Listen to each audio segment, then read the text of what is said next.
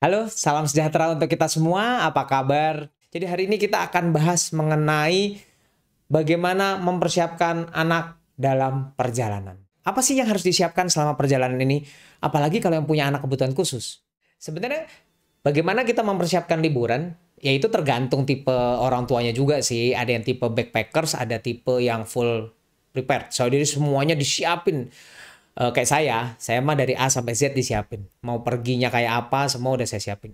Tapi itu bukan masalah. Menurut saya mau yang backpackers kek, mau yang bawaannya dikit kek, mau yang bawaannya banyak kek, buat saya nggak ada masalah. Tapi ada beberapa hal yang harus diperhatikan. Nah, buat awal kita bahas dulu ya. Kita bahas dulu yang mau pergi, anaknya umur berapa. Itu dulu yang penting ya. Anaknya umur berapa. Karena beda-beda nih cara nyiapinnya. Oke, beberapa tips yang bisa dipakai. Kalau anaknya bayi dari lahir sampai umur 2 tahun. Nah, kalau bayi baru lahir sampai umur 2 tahun, buat para orang tua yang ada di sini yang mau pergi jalan-jalan, mau mudik dari baru lahir sampai umur 2 tahun, terus terang Anda masih harus sangat bersyukur karena itu relatif lebih mudah. Iya, lebih mudah karena anaknya nurut aja, ya.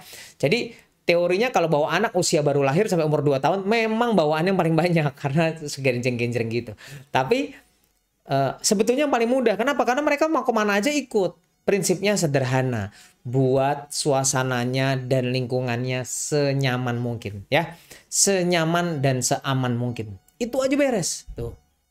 Jadi jadi nggak terlalu banyak macam-macam. Asal nyaman, aman, beres. Yang paling penting buat mereka sebenarnya cuma satu, adalah jadwal. Jadwalnya harus tepat. Yang selalu bikin masalah kalau pada bawa bayi yang kecil-kecil adalah kita memaksakan sesuai jadwal kita, akhirnya anaknya yang jadwalnya berantakan. Jadi pastikan kalau anak baru lahir sampai umur 2 tahun jadwalnya tetap. Jadi maksudnya ini jam makan ya makan, jam tidur tidur gitu. Coba tanya istri saya kan paling cerewet kalau lagi pergi jalan-jalan, udah jam 12 saya bilang ini jam makan. Jadi mau pergi kemanapun belum nyampe, udah ada di otak saya jam 12 nanti harus berhenti di mana karena harus makan. Itu ya.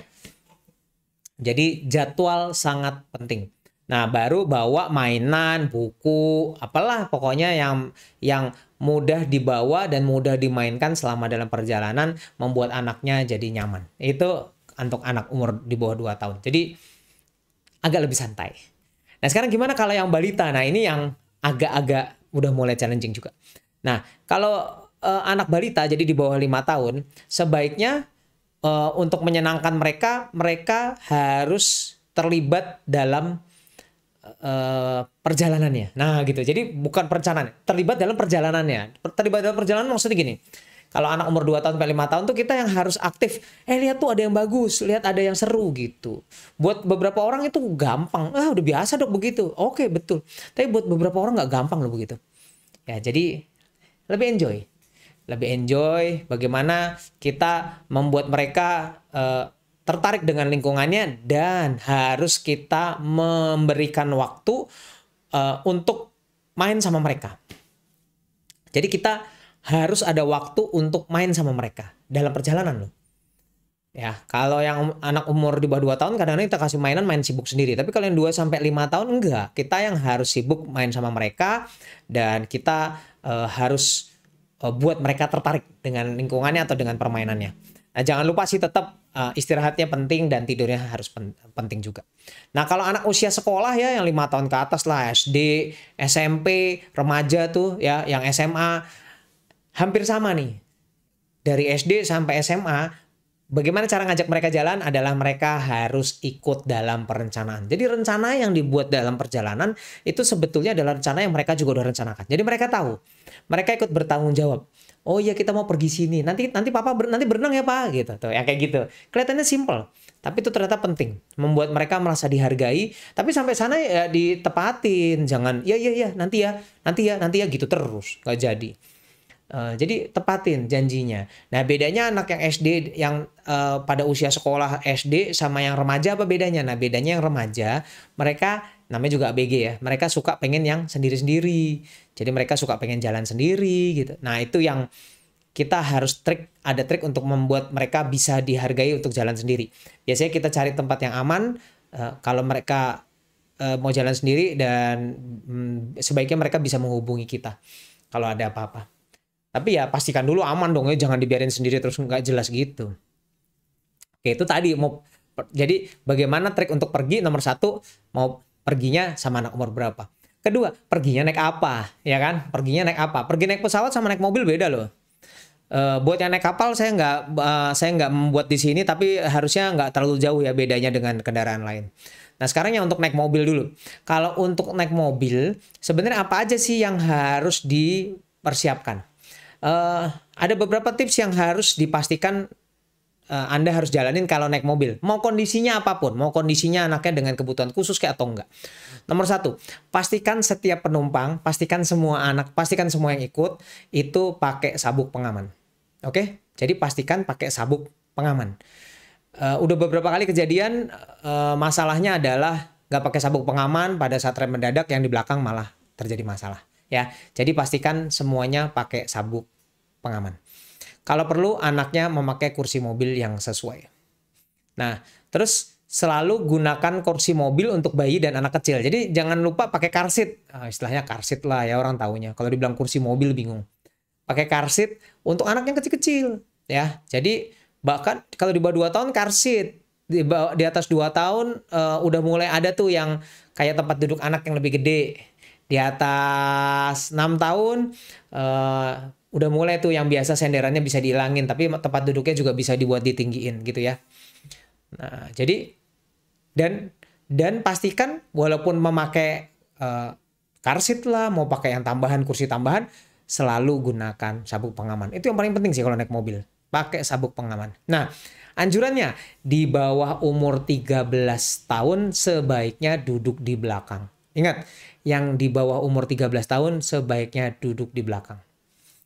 Jadi itu jadi patokan, karena kalau yang kecil di depan, coba aja kalau nggak percaya. Nanti kan kalau pakai seatbelt agak ketinggian. Ya, dan itu sangat bahaya sekali. Pas rem mendadak nanti kenanya leher. Nah, jangan sekali-sekali, jadi yang buat baby nih, yang punya baby, jangan sekali-kali menempatkan kursi yang madep ke belakang. Kan ada ya kursi bayi yang madep ke belakang. Nah, jangan sekali-sekali membuat kursi bayi yang madep ke belakang itu ditaruh di kursi depan. Kenapa? Karena kalau kena airbag, dia akan kejungkal. Anaknya akan terdorong dari belakang. Ya, jadi nggak boleh. Jadi kalau pakai kursi car seat yang masih menghadap ke belakang, buat bayi ya, itu harus duduk di belakang. Nah, selalu ingat buat mereka sibuk selama perjalanan, jadi lihat pemandangan ya biar seru gitu ya. Dan anak kan butuh istirahat, jadi kita menganjurkan buat yang pakai naik mobil, nanti yang pada mau mudik ya, sebisa mungkin istirahat tiap 2 jam. Anak itu mungkin ikut-ikut aja sih, setelah seru-seru aja, setelah 2 jam masih seru, 3 jam masih seru, 4 jam masih seru. Tapi sebetulnya mereka itu capek banget. Jadi pastikan bahwa setiap 2 jam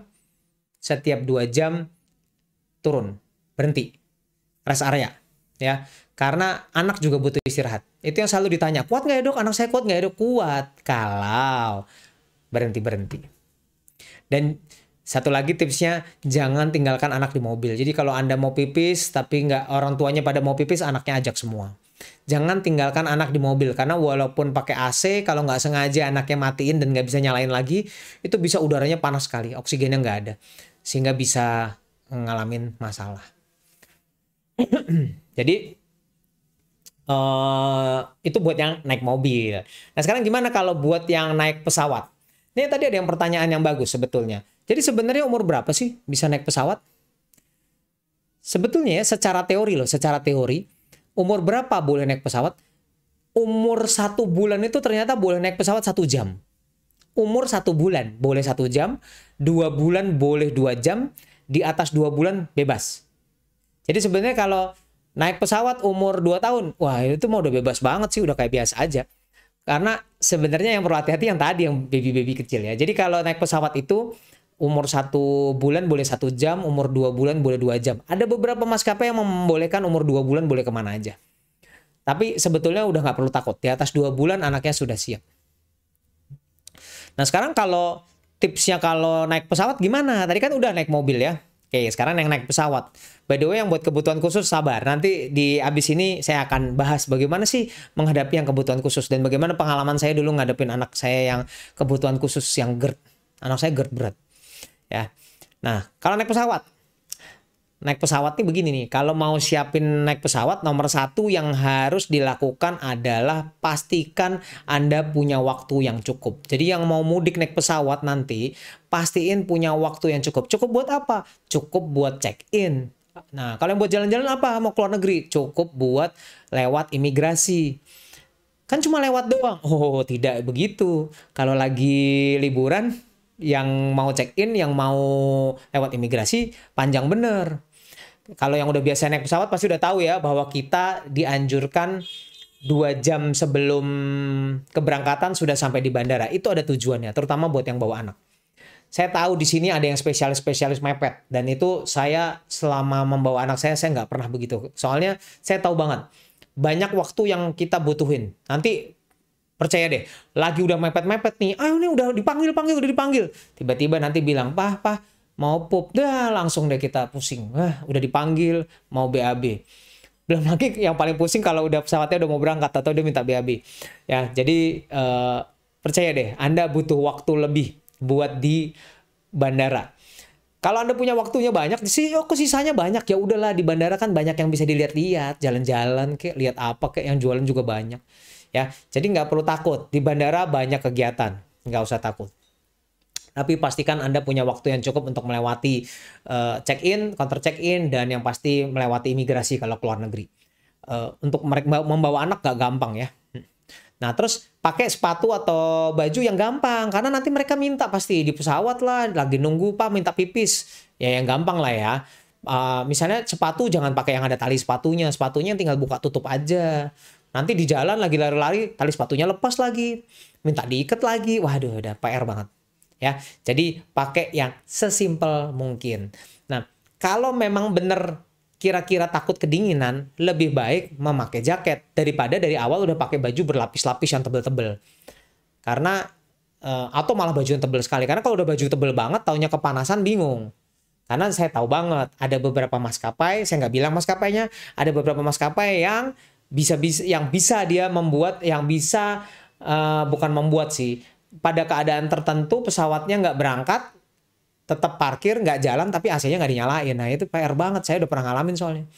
Jadi pesawatnya belum bisa take off, kita udah di dalam pesawat, dan pesawatnya dimatiin AC-nya. Ya itulah, lumayan setengah jam ada. Itu sangat mengganggu sekali menurut saya. Karena anak saya sampai kelihatan kayak mau sesek kepanasan begitu ya. Jangankan anak saya aja yang punya asma langsung udah mau kambuh. Jadi pastiin kalau naik pesawat tadi waktunya cukup, bajunya yang sesimpel mungkin, nggak usah terlalu banyak. Jadi kalau mau cari yang gampang lepasnya, misalnya takut dingin ya jaket sama kaos dalamnya gitu. Nah, jangan lupa kereta bayi ya. Buat yang belum tahu, kereta bayi bisa lo dibawa sampai ke dalam. Jadi jangan takut. Jangan kan ada orang yang nanti kereta bayinya gimana, strollernya gimana. Jangan takut, stroller boleh dibawa sampai ke pintu keberangkatan.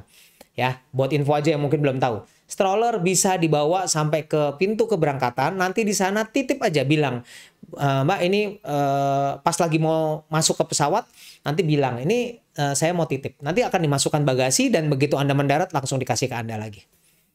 Ada beberapa yang langsung dikasih bandara, ada yang beberapa yang nanti akan ditaruh di ban berjalan untuk ngambil bagasi. Oke, jadi jangan takut. Kereta bayi atau stroller bisa dibawa sampai ke dalam. Nah, oh iya jangan lupa ya anak. Kan beberapa anak akan takut ya tentang pemeriksaan imigrasi.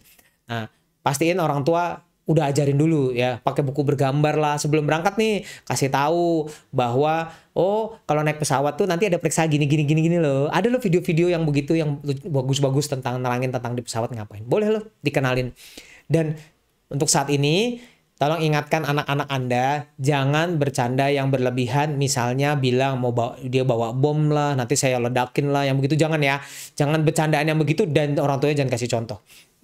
Itu akan berbahaya sekali, karena pasti Anda akan nggak jadi berangkat. Karena Anda akan diturunkan dari pesawat. Ya, nah terus kalau berpergian dengan pesawat terbang, jadi kita selalu pastikan sebisa mungkin anak tetap duduk dan pakai seatbelt. Jadi kenapa begitu? Karena kita nggak tahu kalau tiba-tiba ada turbulensi atau apa, sebisa mungkin pakai seatbelt. Kecuali terpaksa ya mau ke toilet atau apa baru. Nah, bawa mainan yang seru-seru, yang interaktif, bawa makanan kecil gitu, sebaiknya udah dibawa. Walaupun kita memang di pesawat jarak pendek tidak diperkenankan lagi makan ya, karena COVID ini. Jadi ya pastikan anak-anak udah makan dulu sebelum naik pesawat. Nah, kemudian, oh ya ini jangan lupa sama untuk COVID, jangan lupa sering-sering cuci tangan ya, jangan lupa. Pesawat itu banyak yang banyak bagian-bagian pesawat yang kotor sudah disentuh oleh orang banyak.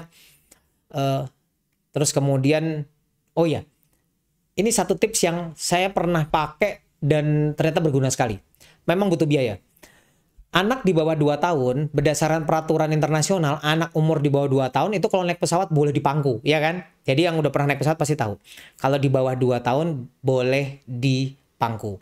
Tapi kalau Anda ada dana lebih, kalau ada dana lebih, sebaiknya setiap anak walaupun di bawah umur 2 tahun, sebaiknya dipersiapkan bangku tersendiri. Kenapa? Karena nanti tiba-tiba sering tuh minta mau turun lah, mau apalah, mau duduk sendiri lah, mau ikut-ikut pakai seatbelt. Jadi udah siap, satu. Kedua, Anda suatu hari akan ketemu maskapai yang duduknya jaraknya depan sama belakang mepet banget, ya. Dan itu pernah terjadi sama saya. Waktu itu bukan pengen ngirit, emang waktu itu penuh pesawatnya. Jadi ya udah terpaksa duduknya di pangku, dan ternyata betul pesawatnya duduknya mepet banget. Dan yang paling parah, begitu pesawatnya lepas landas, dibolehin rebahan, itu yang di depan, yang duduk di depan, itu langsung rebah sampai kena anak saya. Langsung kena. Loh, orang mepet kok. Ini anak saya di depan, turun kena udah langsung. Dan di situ baru sadar, wah tips ini ternyata emang bener ya. Kalau ada dana lebih. Kalau ada dana lebih, jadi pastikan duduknya kalau bisa sendiri-sendiri ya. Itu. Nah, ini ada pertanyaan yang masuk juga ya, dan menurut saya bagus. Kalau mau naik pesawat, apa sih yang nggak boleh? Ya kan? Apa sih yang nggak boleh kalau naik pesawat? Kalau naik mobil bebas lah, apa aja boleh. Kalau naik pesawat ada yang harus hati-hati. Kalau anak Anda lagi infeksi telinga, sebaiknya Anda menunda atau memeriksakan dulu penyakit yang di telinganya. Jadi misalnya habis demam, keluar cairan dari telinga, sebaiknya bicarain dulu ke THT atau sembuhin dulu sebelum berangkat. Karena dengan ada infeksi telinga itu akan sangat berbahaya sekali kalau naik pesawat.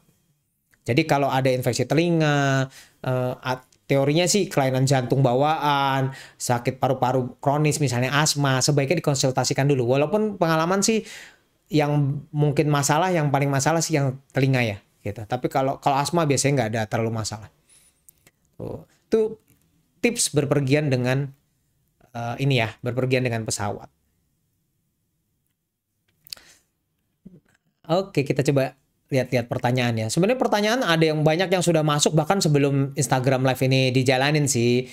Jadi saya coba akan jawab dari yang ada masuk di WhatsApp.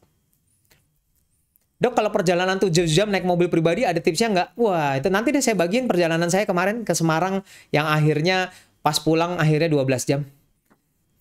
Lumayan juga ya. 12 jam. Udah kayak sampai Surabaya kali ya. Oke. Jadi pertanyaannya gitu. Gimana tipsnya kalau perjalanan yang 12 jam? Kan tadi kan udah itu ya. Tadi saya udah bahas tentang tips-tips untuk naik mobil. Nah, buat saya kuncinya kalau yang perjalanannya jauh, pastikan tempat duduknya selalu nyaman. Nah, mau tempat duduk senyaman apapun, pasti pegel pantatnya. Jadi pastikan istirahat tiap 2 jam. Menurut saya kuncinya ada di situ. Kuncinya adalah istirahat, turun, santai. Nggak usah buru-buru mau nyampe. Itu kuncinya di situ. Kemarin mau 12 jam, anak saya nggak ada yang rewel, semuanya happy. Karena kita tiap 2 jam kita turun sebentar di rest area, pada pipis dulu. Terus habis itu kita ada supermarket, ya iseng-iseng. Walaupun kadang-kadang nggak ada yang dibeli, tapi itu bener-bener menyenangkan loh. Kita turun dulu, terus habis itu itu ada apa Mart gitu ya. Ada itu Mart, ini Mart gitu. Nah, itu kita ke situ. Cuma lihat-lihat dong, padahal nggak ada yang dibeli juga sih, tapi lumayan lah. Oh iya nih ada ini gitu. Tapi ada aja lah kita beli cemilan dikit. Itu sesuatu yang simple tapi menyenangkan. Jadi 7 jam tenang aja. 7 jam itu seru kok. Mungkin sedikit PR gitu ya, sedikit harus ada effort, tapi tenang aja. Itu nggak sampai ini banget kok, nggak sampai apa ya, nggak akan menyulitkan. Selama kita ikut santai, nomor satu ikut santai, kedua jangan terbawa emosi. Nah biasanya karena udah capek kita bawaannya emosi nih. Gitu. Terus yang ketiga ya jangan ini, tadi jangan lupa istirahat.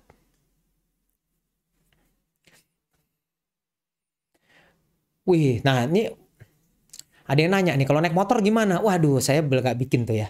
Cuma sebenarnya begini, naik motor sama naik mobil itu sama. Kelemahannya memang pemerintah tidak menganjurkan untuk mudik naik motor. Kenapa? Karena resikonya tinggi sekali loh. Beda sama mobil ya. Kalau ngantuk-ngantuk ayam gitu ya, ngantuk-ngantuk ayam gitu masih dia 4 roda dia. Tapi nggak boleh ya, bukan saya bilang terus boleh-boleh ngantuk-ngantuk, istirahat. Nah sekarang kalau motor susah. Motor ya berhenti, makanya tetap 2 jam sekali berhenti ya. Kalau yang motor tipsnya 2 jam sekali tetap sama berhenti. Kalau memang Anda merasa lelah belum 2 jam, udah berhenti aja dulu, santai, semuanya harus serba santai. Usahakan anak nggak duduk di depan. Kenapa? Karena kalau di depan dia kan teorinya kan kalau motor cuma duduk berdua ya. Sekarang kalau dia duduk di belakang pegangan lepas lah kalau dia ngantuk. Tapi kalau di depan dia akan sama, meganginnya susah, jatuh. Kita konsentrasinya naik motor akan sambil megangin sambil itu. Jadi sebenarnya kalau cuma berdua bawa anak kita nggak pernah anjurin.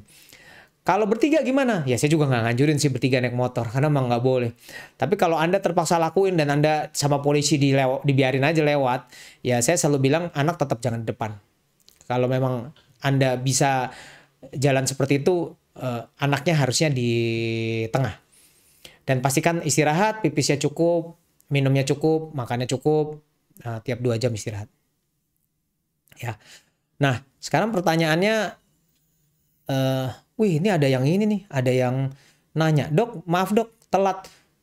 Perlu bawa kasur gitu nggak dok di mobil? Wow, itu kalau benar bisa saya senang sekali ya.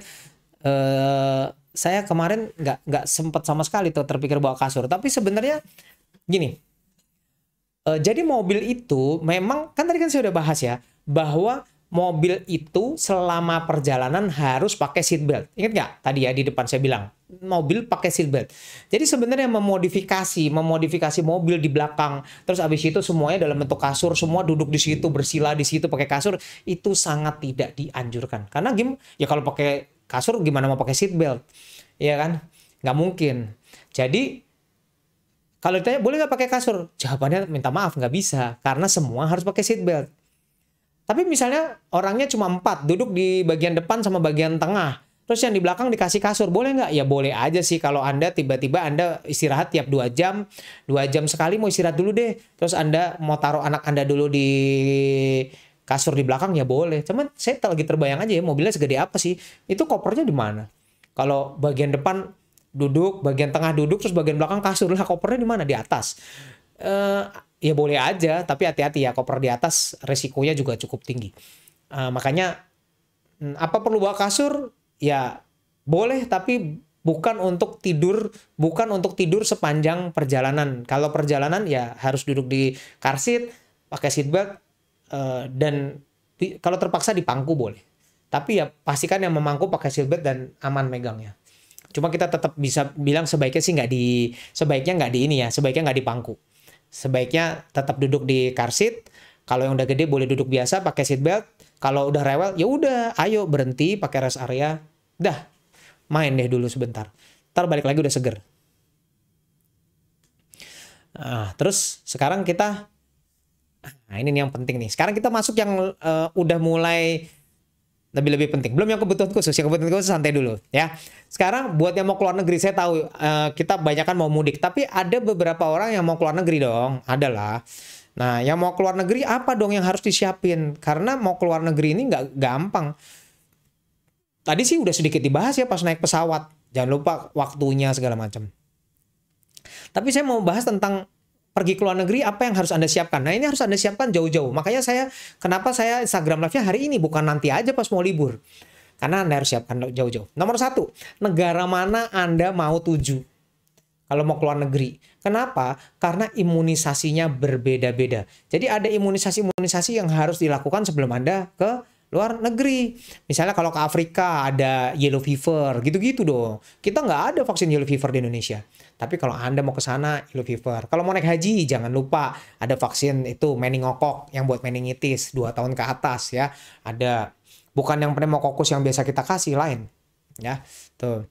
Nah, beberapa vaksin harus diberikan soalnya kira-kira di sebagian tuh harus 1 bulan sebelumnya rata-rata. Jadi pastikan Anda udah tahu mau kemana, vaksinnya tanya dulu pas bikin visa gitu, tanya. Ada yang mau ini enggak? Ada yang mau harus divaksin enggak? Tahu-tahu udah berangkat sampai sana nggak boleh masuk. Ada banyak lah. Kayak contoh orang luar negeri ke Indonesia pasti disuruh vaksin tipes. Karena di kita mungkin agak-agak jorok ya, jadi tipesnya banyak. Nah, beberapa kota di Indonesia atau negara juga menganjurkan untuk pencegahan malaria, ya kan? Karena memang di beberapa kota di Indonesia juga malarianya masih cukup lumayan lah. Jadi ada beberapa yang memang harus kalau mau keluar negeri harus disiapin, terutama itu. Terus kedua, obat-obatan. Obat-obatannya apa aja yang mau disiapin. Nah, ini cukup penting. Oke, kita akan bahas. Sebenarnya apa aja sih yang harus disiapin kalau keluar negeri? Kalau keluar kota mungkin, kalau keluar kota doang sih ya, mungkin relatif gampang lah. Di Jakarta masih banyak, di luar Jakarta masih banyak rumah sakit, ada apotek-apotek kecil gitu ya, banyak. Tapi gimana kalau mau keluar negeri? Oke, sebaiknya selalu sama kayak tadi ya, kalau naik pesawat waktunya harus cukup, pastikan lewat imigrasinya bisa. Terus habis itu barang-barangnya harus seringkas mungkin, gampang diraih, bajunya nggak usah yang tebel-tebel. Nah yang paling penting yang harus disiapin apa? Obat, karena nggak gampang. Jadi sebaiknya Anda membawa obat-obat yang memang udah dibutuhkan. Kayak anak kebutuhan khusus kan obatnya ada. Nanti kita bahas ya yang epilepsi gimana. Tapi untuk yang perlu Anda bawa, rata-rata sih kebanyakan yang biasanya kan suka nanya, dok kalau mau keluar kota apa yang perlu Anda bawa? Kalau keluar kota saya nggak bawa apa-apa, tapi kalau keluar negeri saya bawa obat demam. Karena obat demam di situ nanti akan berguna sebagai obat anti demam dan sebagai obat anti nyeri. Jadi kalau ada apa-apa nyeri, si obat anti demam bisa saya pakai. Jangan lupa boleh lah kalau mau bawa-bawa first aid lah yang kecil-kecil. Salep-salepan, perban gitu, yang kecil-kecil aja, nggak usah bawa perban gulung-gulung, emang mau operasi. Nah, kalau buat saya yang sekarang selama COVID ini lebih penting menurut saya, jangan lupa bawa hand sanitizer ya, bawa pembersih tangan, karena nggak setiap tempat kita bisa cuci tangan. Udah pengalaman lah kemarin ke beberapa tempat mau cuci tangan malah jorok banget lagi, kayaknya kalau cuci tangan lebih kotor daripada belum cuci tangan. Jadi sebaiknya udah bawa hand sanitizer. Kalau memang anak Anda punya penyakit tertentu, sebaiknya udah siapkan obat-obatannya tadi ya yang dibutuhin, dan sebaiknya Anda sudah buat rekam medis ringkasan. Kalau anak Anda punya kebutuhan khusus, sebaiknya Anda buat ringkasan deh. Jadi tahu nih sakitnya apa, selama ini obatnya apa. Karena Anda mungkin juga lupa, dan kalau Anda lagi nggak ada, anak Anda ada apa-apa, orang yang nolong juga udah tahu, ada catatan-catatannya. Itu dia, kalau mau keluar negeri ada beberapa yang disiapin itu ya, vaksinnya apa, terus kemudian obat-obatannya apa, terutama yang obat demam tadi, sama obat-obatan yang memang biasa dikonsumsi. Jangan lupa sih dokumen-dokumennya, jangan lupa. Perlu ada bawa apa lagi nggak sih? Kalau Anda rencana berenang di tempat-tempat yang panas banget, jangan lupa ya sunblock. Kelihatannya sepele, tapi beli di luar negeri mahal banget. Percaya deh, itu mahal banget. Udah pernah ketinggalan dan sampai sana belinya langsung nyesel. Kenapa nggak bawa dari Jakarta aja? Karena harganya mahalnya aja. Mahal, bukan mahal aja, mahal banget malahan. Gitu. Ya. Oke. Jadi kalau buat yang... Nah, sekarang gini. Dok, kalau anak... Ini ada pertanyaan gimana untuk anak epilepsi, gimana untuk anak autis naik bus, anak epilepsi naik pesawat, pergi naik kereta, pulangnya naik bus karena kehabisan tiket. Ya ampun, masa dari sekarang udah kehabisan tiket? Aman nggak dok buat bayi 4 bulan perjalanan 8 jam? Tergantung ya. Kalau naik kereta, ya aman-aman aja sih, orang cuma duduk-duduk aja. Cuma ya pastikan nyaman lah. Pastikan nyaman supaya anaknya bisa duduk dengan baik, dia juga bisa istirahat dengan baik ya. Kalau kayak tadi kan kalau mobil harus istirahat tiap 2 jam ya. Kalau pesawat sama kereta enak sih. Orang dia duduk doang, tidur-tiduran aja terus. Ya. Jadi kalau anak bayi 4 bulan perjalanan 8 jam aman nggak? Aman. Naik pesawat juga aman. Tapi pastikan bahwa dia bisa istirahat dengan baik. Jangan terlalu berisik. Dok, kalau kendaraan pribadi bawa bayi 6 bulan baru mulai MPASI gimana? Nah, ini PR nih. Kendaraan pribadi. Tapi saya sebetulnya udah pernah ngalamin dulu. Jadi kalau kita pakai kendaraan pribadi, enaknya adalah kita bisa berhenti, terus habis itu siapin dulu ininya. Siapin dulu makanan MPASI-nya. Tapi terus terang, karena waktu itu perjalanannya agak jauh, saya ke Jogja, MPASI-nya bawanya yang sudah terfortifikasi. Yang suka orang bilang instan lah. Nah, tapi itu kan bukan makanan instan, itu terfortifikasi. Jadi tinggal ditambahin air panas, tinggal makan. Soalnya terus terang nggak bisa saya masak di jalan. Nggak tahu lah gimana cara masaknya di jalan. Saya takut kalau dibawa terus nanti nggak bisa ngangetin lagi, anaknya nggak suka. Jadi saya pakai yang terfortifikasi karena jalannya jauh. Waktu itu Jogja zaman dulu belum ada, 12 tahun lalu kayaknya belum ada tol deh ya. Jadi cukup signifikan banget ke sana. Tuh, bawa kasur dok karena pasti macet di jalan. Itu dia, tapi kan nggak boleh pakai kasur buat ini, pakai kasur buat sepanjang jalan, ya. Jadi sekarang kita coba bahas gini.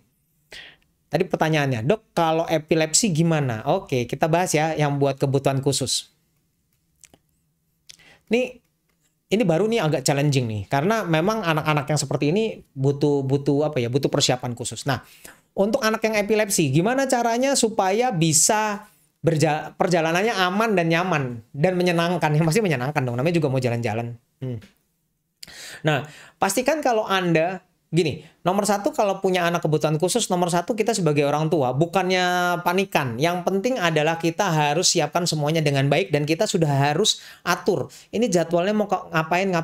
Ini berlaku semua untuk anak autis, anak ADHD, anak epilepsi, pokoknya semua yang kebutuhan khusus.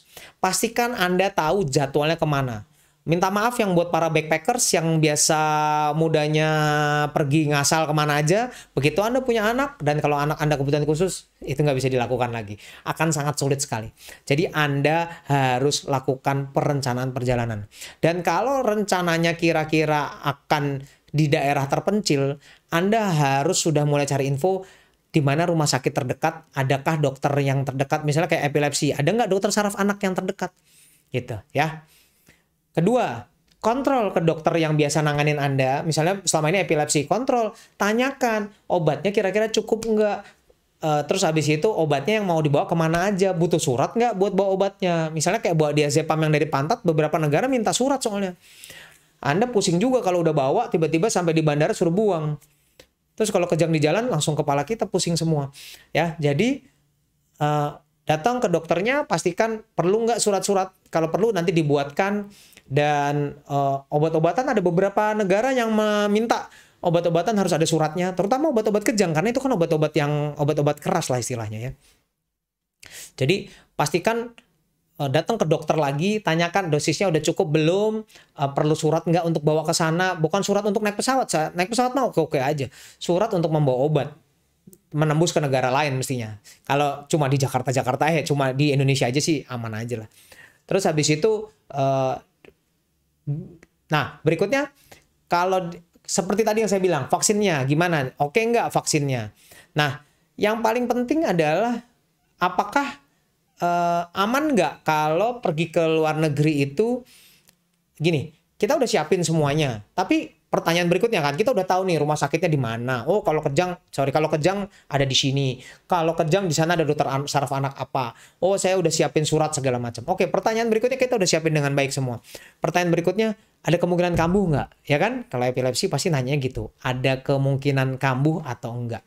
Nah, kalau kemungkinan kambuh atau enggak tuh sebenarnya begini. Memang saya pernah bahas ya tentang epilepsi, bahwa kemungkinan kambuh itu kalau anaknya kurang tidur sama kurang makan sebetulnya. Ya, kurang tidur dan kurang makan. Dan berpergian ini salah satu penyumbang. Kenapa salah satu penyumbang? Karena selama di jalan susah tidur dan saking excitednya nggak mau makan.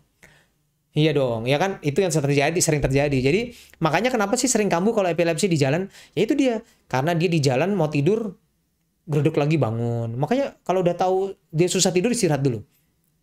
Jadi kalau tidurnya terganggu dan makannya terganggu, dia akan relatif gampang kejang. Jadi pastiin selama pergi, tidur dan makannya tidak terganggu. Coba untuk mengatur jadwal. Makanya tadi saya bilang di awal, semuanya harus terjadwal. Karena jadwal makan, jadwal minum obat, nggak bisa berubah. Jadi kita mau minta jangan mentang-mentang liburan, terus biasa minum obat jam 7, terus habis itu bangun jam 10 siang. Gimana? Obatnya langsung meleset semua. Kan obat epilepsi kalau 12 jam ya, 2 kali sehari harus 12 jam. Ya. Jadi pastiin harus yang ini ya, harus yang semuanya teratur. Jadi jangan berbeda dengan di rumah. Nah, baru yang ketiga, pahami zona waktu. Tadi ada pertanyaan juga, gimana dok kalau mau pergi ke luar negeri?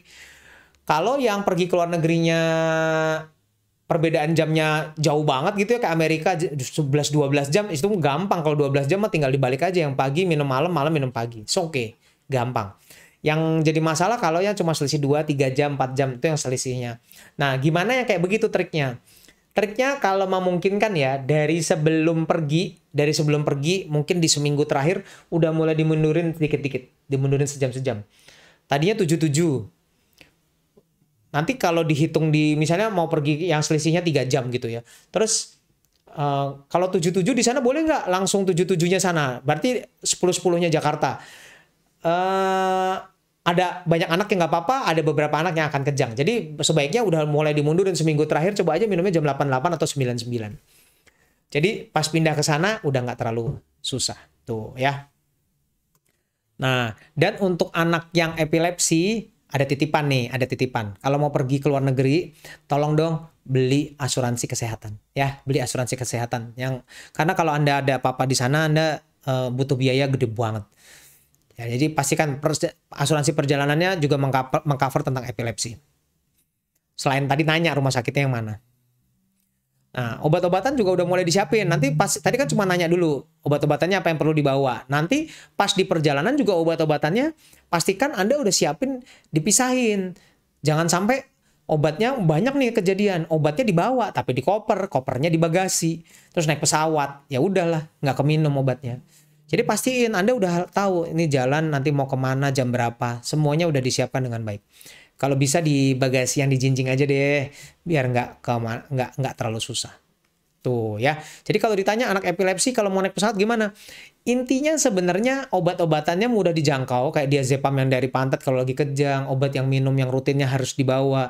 Pastikan tidurnya teratur, istirahatnya teratur, semua terjadwal. Itu buat yang anak dengan epilepsi. Nah, terus kemudian tadi ada pertanyaan juga. Nah, kalau anaknya dengan autis gimana? Nah, ini dia. Anak autis lebih menantang, lebih sulit untuk dijalanin. Kenapa? Karena dia punya preferensi sendiri yang belum tentu mudah ditembus.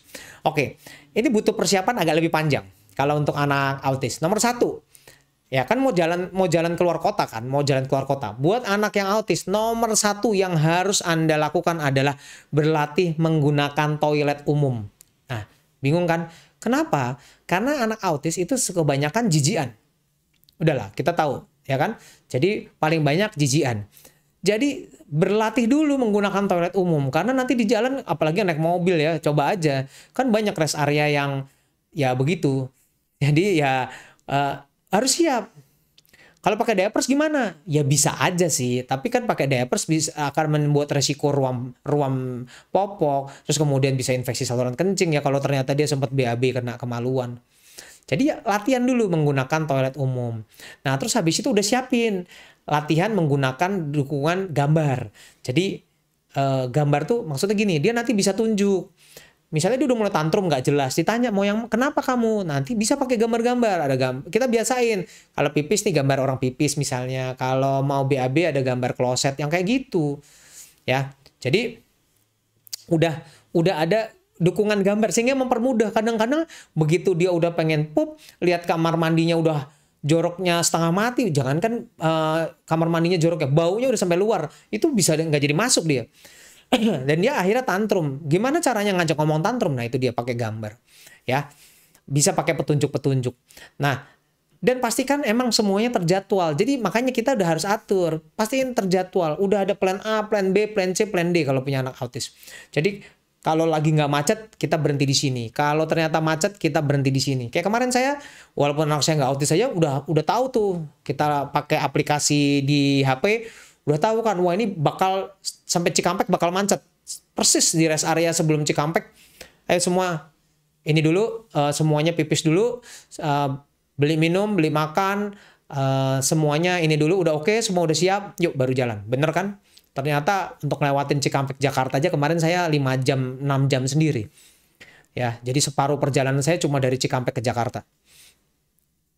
Nah, nanti kalau udah di bandara gimana? Kalau udah di bandara, kalau cuma naik mobil mungkin gampang ya. Tapi kalau udah di bandara, sebaiknya para orang tua yang memiliki anak autis kasih tahu tuh ke petugas keamanan. Jadi waktu pemeriksaan, dia nggak dicek ulang-ulang gitu ya. Terus kalau bunyi gitu ya, gitu terus dicek ulang-ulang. Bunyinya aja udah mengganggu. Jadi dan itu bisa membuat tantrum. Jadi pastiin petugasnya tahu bahwa anaknya mengalami autis sehingga mereka juga bantu, ya. Dan dengan kita kasih tahu petugasnya kalau anaknya autis, rata-rata petugas akan membiarkan orang-orang tua, oh ya udah boleh lo ditemenin, gitu dong, ya. Terus habis itu kalau pergi dengan anak autis, sebaiknya juga kasih tahu ke pihak maskapai kalau naik pesawat, karena mereka nanti akan mempersiapkan, rata-rata akan mempersiapkan, mereka itu loh, kadang-kadang beberapa maskapai mempersiapkan permainan-permainan loh buat anak autis gitu. Nah, kalau yang berikutnya nih ada pertanyaan juga, gimana kalau anaknya suka muntah? Oke, saya bahas sedikit tentang ini dulu nih, agak balik sedikit tentang masalah-masalah apa sih yang sering terjadi kalau naik mobil atau naik pesawat. Oke. Nomor satu masalah yang paling sering kalau naik pesawat pindah kota adalah jet lag ya. Kalau jet lag paling masalahnya kayak tadi tuh yang pasien epilepsi. Karena tidurnya jadi berantakan akhirnya gampang kejang. Tapi gimana cara supaya anak gak jet lag? Kita cepet aja supaya gak jet lag. Nomor satu, dari 2-3 hari sebelumnya tidurnya udah dirubah. Udah mulai sedikit mengarah ke tempat tujuan. Jadi anaknya udah biasa. Kedua, istirahat yang cukup sebelum melakukan perjalanan. Jadi di jalanan biar gak rewel, sebelum perjalanan istirahatnya cukup. Nah, di pesawat juga usahakan tidur kalau bisa, ya. Nah, dehidrasi ternyata berkontribusi salah satu memperparah jet lag. Jadi tolong sepanjang perjalanan minum yang baik. Nah, kalau perjalanannya panjang, pastikan waktunya kita sesuaikan dengan nanti tujuan. Kalau kira-kira nanti perjalanannya panjang, oh ini waktu siang, anaknya dibangunkan stretching. Begitu dalam perjalanan ini teorinya nih jam tidur nih anaknya coba diusahakan tidur. Disesuaikan aja. Ya, nah terus selalu intinya kita punya panduan tentang jam tempat tujuan itu untuk jet lag. Sekarang tentang telinga ini yang paling pertanyaannya paling banyak. Gimana kalau ini supaya anak kupingnya nggak sakit? Kebanyakan orang selalu bilang suruh nelen, ada yang susuin lah segala macam. Itu betul nggak? Jawabannya betul. Jadi selama kita ngunyah, kalau yang gede bisa permen karet lah, atau ngunyah makanan-makanan kecil, itu bisa membantu ngurangi nyeri telinga. Bagaimana yang baby? Bisa disusuin. Tapi saya punya satu tips yang selalu berhasil di anak-anak saya. Yaitu, kalau anaknya udah tidur, nggak usah iseng dibangunin. Ya, jadi banyak orang yang kurang kerjaannya gini, karena punya mindset kalau berangkat nanti kupingnya sakit, jadi harus disusuin. Lah anaknya lagi tidur enak-enak dibangunin, suruh susuin, bangunin suruh susuin. Ya terangnya dia rewel dong, dia teriak-teriak, lagi tidur dibangunin suruh susuin, malah nangis nggak keruan, dan jadi bangun jadi sakit. Padahal konsepnya sederhana, kalau dia tetap tidur berarti nggak terganggu. Jangan punya mindset bahwa ini naik pesawat pasti kupingnya sakit. Kok saya sakit? Berarti anak saya juga sakit. Belum tentu. Jangan-jangan bapak ibunya yang ada kotoran kupingnya belum dikeluarin. Jadi dia yang sakit kupingnya. Belum tentu. Jadi kalau anaknya tidur, udah biarin tidur. Kalau rewel baru disusuin gitu ya. Boleh nggak pakai earplug? Nggak boleh. Dah, earplug itu tidak dianjurkan untuk naik pesawat. Kenapa? Karena bendanya kecil sehingga gampang ditelan sama bayinya. Ya, earplug nggak boleh. Earmuff, boleh nggak earmuff tuh yang gede yang berbulu-bulu? Boleh nggak? Boleh aja, tapi nggak ada gunanya. Ya, jadi earmuff tidak bisa ngurangin tekanan. Earmuff ya lumayan lah buat geli-geli aja gitu. Terus habis itu earmuff bisa Kalau bisa ngurangin suara, bisa. Jadi nggak terlalu, jadi gunanya ya paling cuma buat lucu-lucuan sama dia bisa ngurangin suara sekitarnya sehingga anaknya nggak terlalu terganggu. Tapi kalau Anda mengharapkan untuk ngurangin tekanan, nggak bisa. Nah, sekarang gimana kalau ini anaknya muntah? Gampang muntah di perjalanan. Ya, kalau yang kayak begitu, ada beberapa tips yang harus dilakukan. Anaknya sebaiknya harus makan ringan, jadi bukan makan berat nih, makan ringan sebelum pergi. Karena mabuk di jalan itu lebih parah kalau perutnya kosong. Jadi dia tetap harus isi. Banyak orang yang pikir kalau perutnya kosong gitu ya, nanti nggak muntah. Bukan begitu. Yang benar harusnya isi. Nah, di perjalanan jangan makan gitu dong. Yang bikin sering muntah kalau di perjalanan sambil makan. Jadi perutnya isi sebelum perjalanan, nggak usah banyak-banyak. Yang gampang-gampang dicerna aja. Nah, terus tadi yang kedua, hindari makan pada saat perjalanan. Ya kalau perjalanan singkat. Kalau perjalanan panjang, boleh nggak makan minum? Boleh, tapi jangan berat-berat. Lebih baik sedikit tapi sering daripada banyak tapi muntah.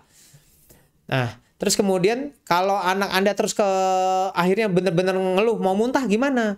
Kalau benar-benar mau muntah. Nah, selalu usahakan anak untuk lihat keluar. Karena yang paling sering ngelihat sesuatu yang diem itu akan membuat anak jadi lebih muntah. Makanya usahain anaknya untuk lihat keluar. Dialihin aja, itu ada apa tuh ada apa gitu. Ya, jadi pesawat lihat keluar, ada sayapnya, ada awan lucu tuh gitu dong. Ya kalau mobil mah gampang lihatnya banyak. Jendelanya kalau bisa dibuka sedikit, bukan jendela pesawat ya. Jendela pesawat nggak bisa dibuka. Jadi jendela mobilnya bisa dibuka sedikit kalau mau muntah.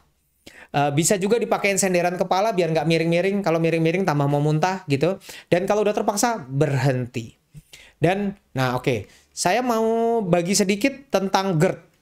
Gimana? Saya kan punya 3 anak GERD ya. 3 anak GERD. GERD-nya berat-berat. Kalau jalan muntah mah udah biasa lah. Udah nggak usah ditanya. Jangankan jalan keluar kota. Wong jalan dalam kota aja muntah. Jadi nggak usah yang jauh-jauh aja muntah. Tapi sebetulnya bisa dijalanin. Buktinya bisa anak saya. Kuncinya tadi tetap sama. Berhenti-berhenti ya. Dan nah, punya anak GERD itu melatih saya untuk yang paling penting adalah naik mobil. Nggak usah iseng nyalip-nyalip. Nggak usah ngebut-ngebut. Santai aja. Pasti nyampe. Ya. Kalau Anda ngebut-ngebut, nyalip-nyalip, emosi-emosi, itu anaknya malah muntah, Anda nggak nyampe. Ya. Jadi anaknya muntah, Anda berhenti nggak nyampe-nyampe malahan. Jadi santai aja. Orang mau lari kayak orang mau ngebut, nggak usah peduliin. Anda harus belajar kalau punya anak yang gampang muntah, santai. Karena begitu Anda santai, anak yang nggak muntah, Anda malah cepat nyampe. Ya, pastiin ada orang tua yang duduk di sebelah anak yang gampang muntah buat temenin, buat ngalih-ngalihin gitu ya. Terus abis itu kalau memang kepala selalu tetap lebih tinggi, jadi makanya tadi kalau pakai kasur saya nggak setuju tuh, apalagi yang GERD. Karena kepalanya harus lebih tinggi, makanya dia harus tengah duduk pakai car seat gitu. Nah, kalau memang masih juga kayak saya dulu, trik pertama jalan adalah perginya malam, karena pas saat tidur anak nggak gampang muntah. Ya, jadi triknya itu dia, ada yang nemenin buat ngalihin, kepalanya lebih tinggi, terus habis itu perginya malam. Dan tips yang terakhir buat anak GERD ya, selalu bawa plastik. Dan itu saya sampai bawa sampai sekarang. Anak saya udah gede-gede loh. Yang kecil aja udah umur mau 7 tahun. Tapi sampai sekarang selalu bawa plastik. Karena memang ya itu masih terjadi.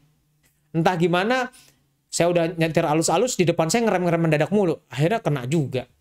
Mau muntah. Kalau udah muntah keluar semua soalnya. Jadi yang paling penting bawa plastik yang banyak. Karena termasuk di pesawat. Ya, anak saya mah udah biasa muntah di pesawat mah nggak usah dihitung lah.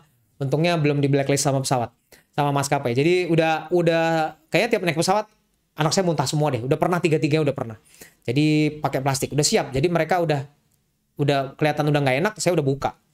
Plastiknya saya biasanya pakai yang klip supaya nanti kalau udah muntah ya saya klip biar nggak berceceran di mana-mana. Gitu. Ya. Oke, pertanyaannya lagi cukup banyak ya. Kebanyakan tentang mobil gitu ya. Nah, sekarang gini, yang menurut saya ini yang terakhir. Ini sekarang pertanyaannya yang paling penting dan yang paling challenging menurut saya ya dibandingin semuanya. Bagaimana membawa anak yang nggak bisa diem? Nah, itu baru tuh PR tuh kalau menurut saya.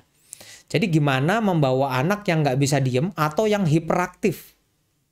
Kan tadi autis udah, GERD udah, yang epilepsi udah. Nah, sekarang yang terakhir adalah bagaimana membawa anak yang nggak bisa diam atau hiperaktif. Anak saya nggak bisa diam semua, total.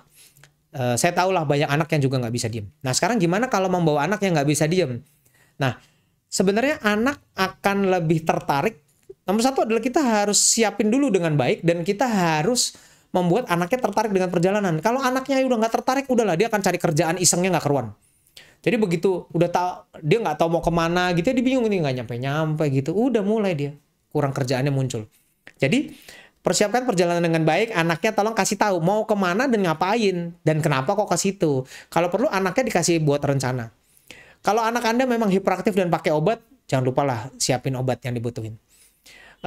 Nah, kalau mau pergi keluar negeri, pastikan Anda membawa barang-barang seringkas mungkin. Karena begitu Anda ngurus anak Anda yang nggak bisa diem, barangnya banyak, pasti ada yang ketinggalan. Jadi, kalau bawa anak yang nggak bisa diem, seringkas mungkin. Utamakan dokumen perjalanan gampang dicapai dan barang-barang yang harus diambil gitu ya, itu yang paling gampang diraih. Kalau Anda punya anak hiperaktif, Anda sibuk ngambil, ini di mana ya? Nengok lagi anak Anda udah nggak ada. Itu pengalaman anak saya yang kedua. Anak saya yang kedua nggak hiperaktif aja, dia udah hampir hilang dulu masuk pintu yang nggak bisa dibuka lagi. Nah, hampir itu kan bener kan? Ya, lagi kita sibuk begini, lihat yang kakaknya, yang nomor 2, ini kemana nih? Udah hilang. Itu yang nggak hiperaktif ya, bayangin. Dan ternyata bener, dia masuk pintu yang cuma satu arah loh. Jadi maksudnya pintunya yang bisa buka dari sana, nggak bisa buka dari sini. Bayangin, jadi pintunya kebuka, dia masuk, pintunya ketutup. Nah, coba bayangin, lemes nggak tuh kalau punya anak begitu? Baru lemes. Kita tungguin pintunya untuk kebuka dari sana, ada orang keluar.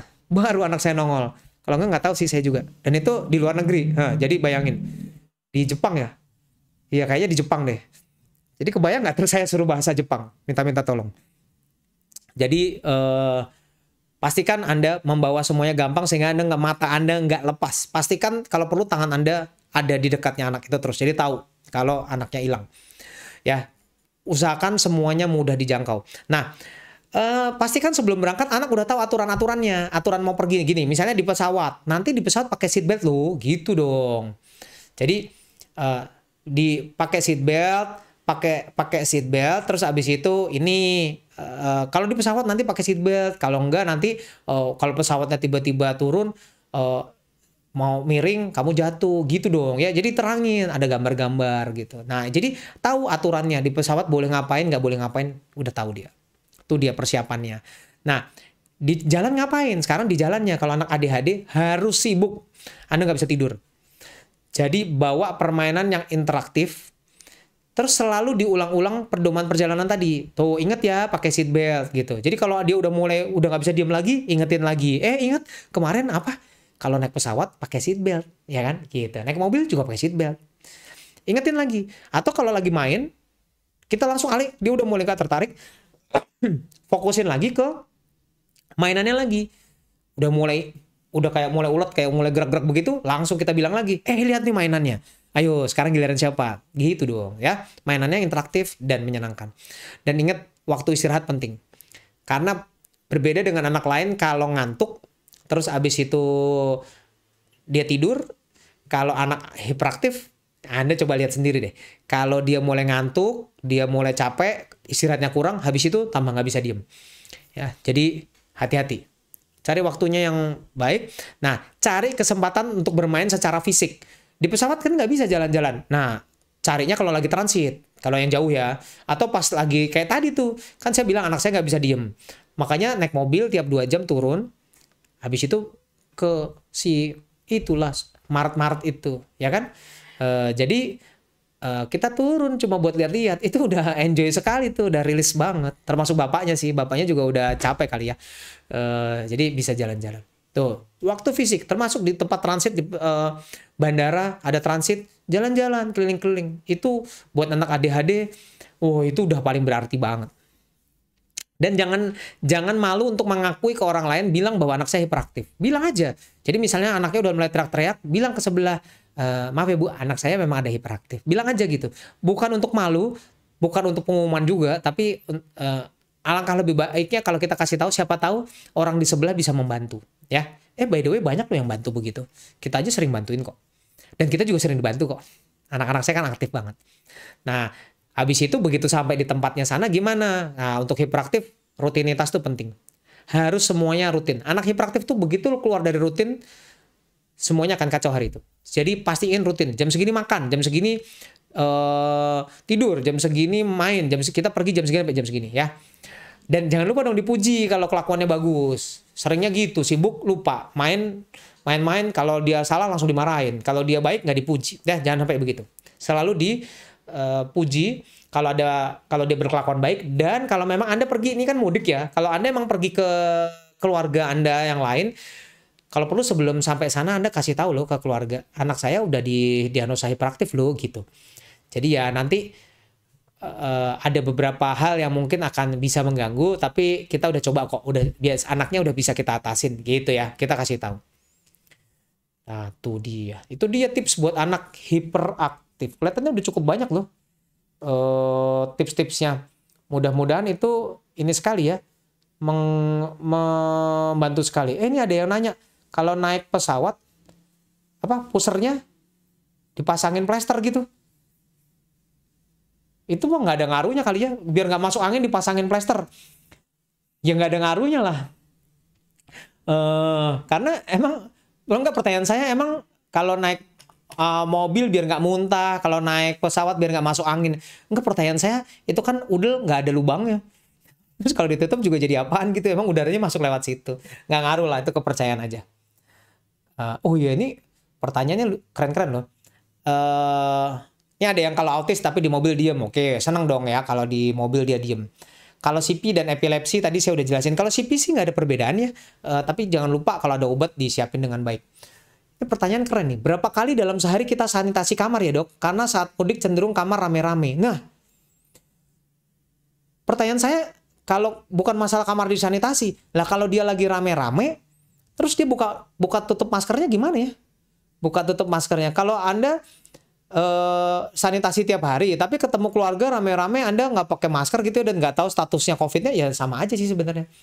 Jadi kalau kita nggak tahu status COVID-nya, sebaiknya tetap pada saat kumpul-kumpul keluarga di tempat yang terbuka gitu. Jadi ya kalau mau makan bareng, ngumpul di rumah orang tua gitu, pastiin misalnya ada tamannya di depan gitu. Kayak saya ke ulang tahunnya mertua di teras tuh, ya, karena biar bisa terbuka. Jadi itu udah saya jalanin loh, bukan kok aneh banget sih di luar, udah saya jalanin. Ulang tahun kita tiup lilin di teras. Nah, jadi kalau berapa kali sehari kita sanitasi kamar, sebetulnya sih nggak harus begitu ya. Karena di udara, di dalam AC, kuman bisa hidup kira-kira 4 jam ya, kuman COVID. Jadi kalau lebih dari itu udah mati sendiri sih sebetulnya. Dok, boleh nggak minum obat boleh nggak sih minum obat yang perjalanan Anda yang ada anti apa gitu? Itu basicnya itu sangat dipercaya sekali sih, bikin tidur ya. Tapi percaya deh, obat itu nggak ada di luar negeri. Tapi kok bisa semuanya jalan-jalan naik mobil segala macam? Basicnya selama tips yang tadi saya sampaikan, obat sendiri nggak terlalu perlu sebetulnya. Apakah obat itu bisa bantu? Saya tahu banyak orang yang terbantu karena itu bikin ngantuk. Tapi nggak harus gitu, nggak harus minum itu kalau Anda bisa ngikutin tadi tips-tips tadi. Dok, kalau naik mobil 1,5 jam dari tempat saya sekarang tanpa karsit aman nggak? Itu dia, kalau Anda bisa pangku terus ya mungkin bisa aman ya, tapi kalau anaknya nggak bisa diem, akhirnya dia duduk sendiri di sebelah, hati-hati sekali loh kalau nggak pakai seatbelt. Ya, jadi mudah-mudahan apa yang saya sampaikan hari ini bisa membantu Anda, mempermudah, membuka wawasan Anda, apa sih yang mau disiapin buat perjalanan. Dan by the way, kalau yang Anda yang butuh obat, Anda yang mesti pakai obat untuk perjalanan panjang, Anda sebaiknya datang dulu ke dokter yang biasa ngasih obat, tanyakan. Ada obat-obat yang harus disiapin, ada obat-obat yang harus pakai surat, ada obat-obat yang harus diminum lebih atau tidak selama perjalanan, sebaiknya Anda konsultasikan lebih dahulu kepada dokter Anda. Salam sejahtera, kita ketemu lagi minggu depan dengan topik-topik kesehatan yang berbeda. Oke? Bye-bye.